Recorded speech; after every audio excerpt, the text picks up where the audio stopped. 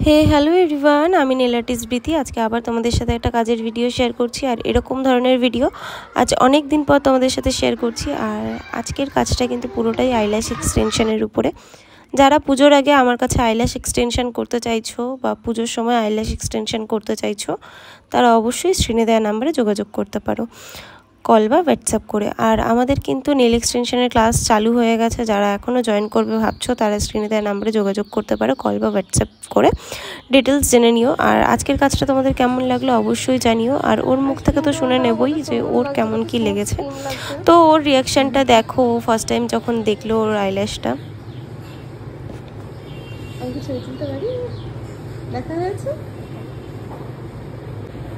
বলুন আপনার কেমন লেগেছে আইল্যাশ করে? ভীষণ সুন্দর লেগেছে, থ্যাংক ইউ সো মাচ, খুব ভালো হয়েছে, কি খুশি, আমি খুব খুশি, ভেবে সুন্দর লাগছে।